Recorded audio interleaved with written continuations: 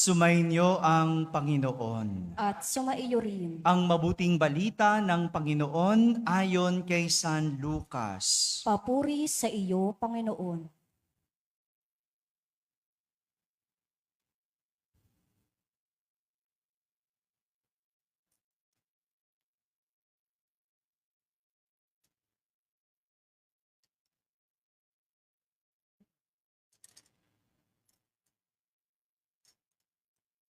Noong panahong iyon, tumingin si Jesus sa mga alagad at kanyang sinabi, "Mapalad kayong mga dukha, sapagkat ang Diyos ang maghahari sa inyo. Mapalad kayong nagugutom ngayon, sapagkat kayo'y bubusugin. Mapalad kayong mga tumatangis ngayon, sapagkat kayo ay magagalak. Mapalad kayo kung dahil sa anak ng tao, kayo ay kinapopootan, ipinagtatabuyan at inaalimura ng mga tao, at pati ang inyong pangalan ay kinasusuklaman. Magalak kayo at lumukso sa tuwa kung ito ay mangyari, sapagkat malaki ang inyong gantimpala sa langit. Gayon din ang ginawa ng kanilang mga ninuno sa mga propeta. Ngunit sa aba ninyong mayayaman ngayon, sapagkat nagtamasa na kayo ng kaginhawahan. Sa aba ninyong mga busog ngayon, sapagkat kayo'y magugutom. Sa aba ninyong nagsisitawa ngayon, sapagkat kayo'y magdadalamhati at magsisitangis. Sa aba ninyo, kung kayo'y pinupuri ng lahat ng tao, sapagkat gayon din ang ginawa ng kanilang mga ninuno sa mga bulaang propeta." Mga kapatid, ang mabuting balita ng Panginoon. Pinupuri ka namin, Panginoong Hesukristo. Magsiupo ang lahat at makinig sa homilya. Isang magandang gabi po sa inyong lahat. Pakibating katabi ng magandang gabi. Magandang gabi sa mga nasa barangay, sa mga nasa tahanan na nagsisimba via online, at sa lahat ng nasa abroad kasama kayo sa aming banal na pagdiriwang dito sa ating parokya. Kung mayroong isang bagay ang nais ituro ni Jesus sa kanyang mga alagad sa ating ebanghelyo, ito ay ang paglakad sa tamang landas. Sabihin nyo nga po, tamang landas. Yan, no? Gagamitin ko yung salitang landas, hindi na daan. Para hindi kayo malito. No? Hindi kayo malito ng daan. No? Landas ang gagamitin kong salita. No? Huwag kayong iba-iba dyan, ha? No? Landas. No? Tinuturo ni Jesus kung paano lumakad sa tamang landas. Alam nyo, kahapon, no? Balikan natin yung kwento kahapon. Kahapon, humirang si Jesus ng 12 alagad mula sa napakaraming sumusunod sa Kanya. Mahirap na desisyon. Mahirap mamili kung marami kang pagpipilian. Tama ba? Kaya nga si Jesus, bago namili, bago nagdesisyon, nanalangin. Pumunta sa isang bundok at nagdasal. Maganda yung ganun. No? Bago nagdesisyon, bago namili, nagdarasal. No? Yan ang tinuro kahapon ni Jesus. At tinuro niya yon hindi gamit ang salita, kundi gamit ang halimbawa. Pinakita niya. Hindi niya sinabi, kundi siya mismo nagdasal. At ituloy natin ang kwento ngayon. Nang makapili na si Jesus ng 12, binigyan niya sila ng 2 pagpipilian. 2 landas na pagpipilian. Ang ganda, no? Kahapon, ang turo, bago mamili, magdasal. No? Ngayon, pinamimili sila ni Jesus sa 2 klase ng landas. Unang landas, ang landas ni Jesus. Sabi niyo nga po, landas ni Jesus. Ito yung landas na sinasabi ng ating ebanghelyo na magdadala sa walang hanggang kagalakan at pagpapala. Itong landas na ito ay landas ng espiritual, kung saan ang tao ay tinatawag na maging dukha.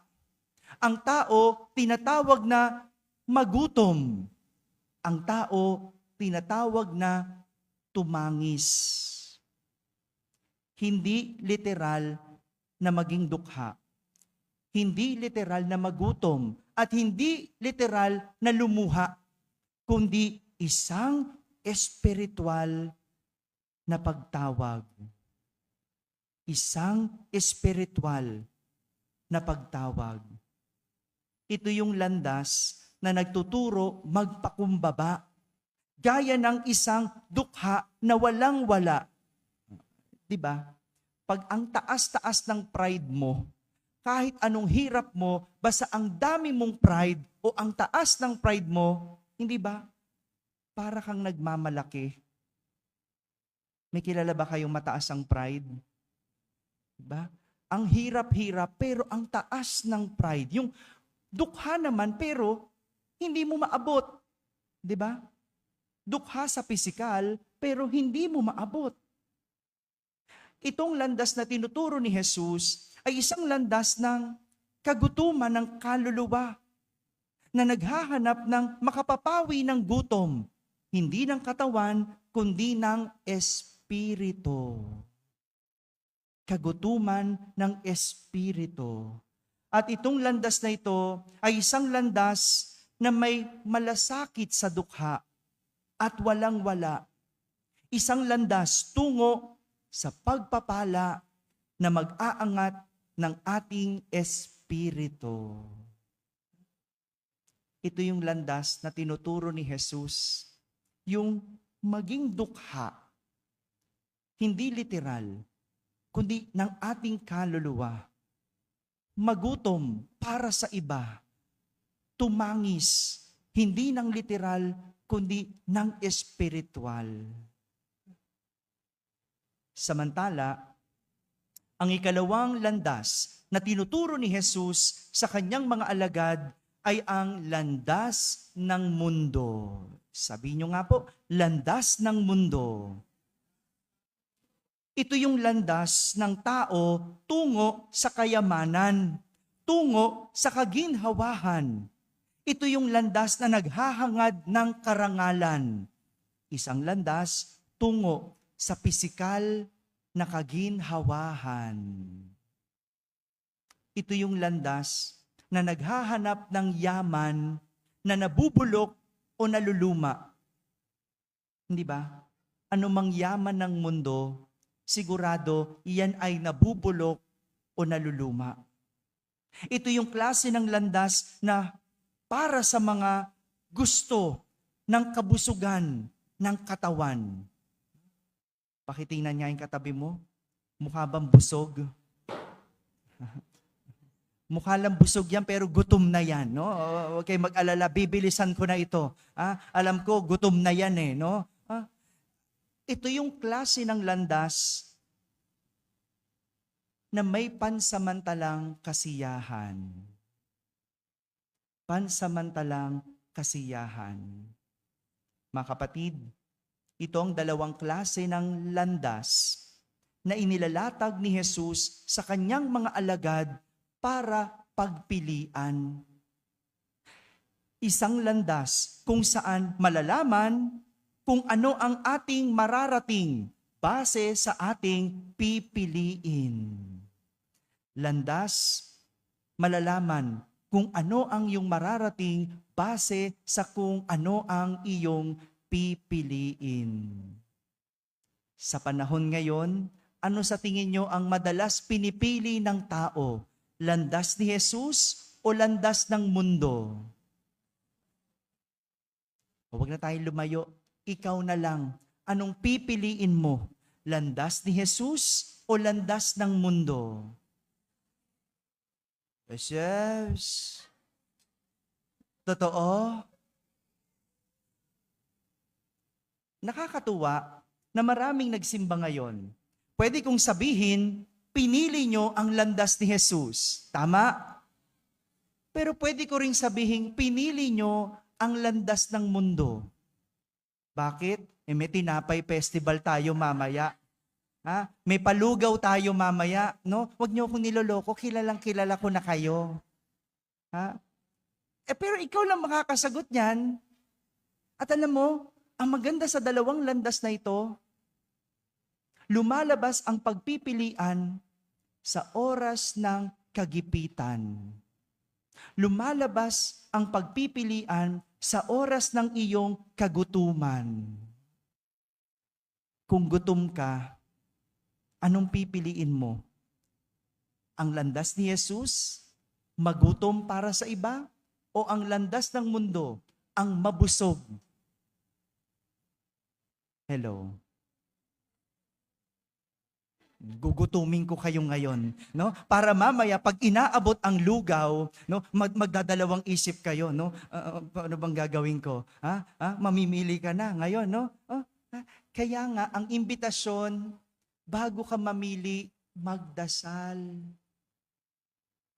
Kaya nga takang-taka ko kung lumalabas ang pagpipilian sa oras ng kagipitan, bakit ang mga mayayaman nakukuha pa ring talikuran ang landas ni Jesus at piliin ang landas ng mundo?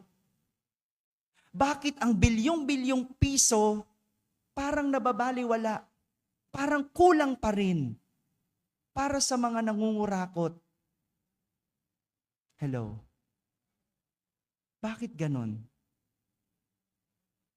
Nakakapagtaka, no? Nakakapagtaka, bakit kung ikaw ay busog, pag may pagkain, matutukso ka pa ba? Kahit libre? Hello? Mamaya, babaha ng tinapay. Huh? At marami sa inyo, kukuha ng maraming tinapay. Kahit meron ng tinapay. Tama ba? Siyempre, kilala ko kayo eh. No? Pero hindi pinagdadamot yon. Alam nyo, pinagdiriwang natin si San Nicolas dahil siya'y isang santo. Siya'y ating patron. At alam nyo po, si San Nicolas, nang minsang magkasakit sa tiyan, anong kanyang ginawa? Piniling hindi kumain. Piniling magutom. Nung pinipilit siya ng kanyang mga kasamahang pari na kumain, pinili niya ang simpleng pagkain. No? Di ba pag may sakit tayo, ang arte natin, no? Gusto natin may soft drinks pa. Di ba? Hello. Sino yung mga may sakit dito at gusto may royal? Di ba? Guilty tayo dun eh, di ba? Ang arte natin kasi wala daw tayong panlasa, no? Pag wala kang panlasa, lalayuan ka namin. COVID yan, no? Di ba? Pero si San Nicolas, pinili niya ang simpleng pagkain. At isang araw, habang iniinda ang sakit, nagpakita sa kanya ang mahal na ina. sa isang aparisyon at sinabi sa kanya, kumain ng kapirasong tinapay at isawsaw sa tubig. Sinunod ni San Nicolas at siya'y gumaling. Ang sabi ng mahal na ina, ikaw ay gumaling dahil sa iyong pagsunod. Ikaw ay gumaling dahil sa iyong pagsunod. Mamaya, mamamahagi tayo ng tinapay ni San Nicolas. May tinapay festival tayo. Pero bago ka kumuha, pag-isipan mo, anong landas ang iyong pipiliin? Landas ni Jesus o landas ng mundo? Ha? Jesus, pag walang natirang tinapay dito, sinasabi ko sa inyo. Ha? Pero okay lang yon. Kumuha ka ng tinapay. Dahil yung tinapay na yan ay para sa may sakit. Ha? Di kayo nakikinig sa kwento ni San Nicolas. Ha? Ang tinapay ay para sa may sakit. Kaya kung kinain mo yung tinapay na yan at wala kang sakit,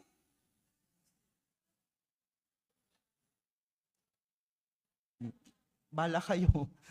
Wala akong sinabi. Ha?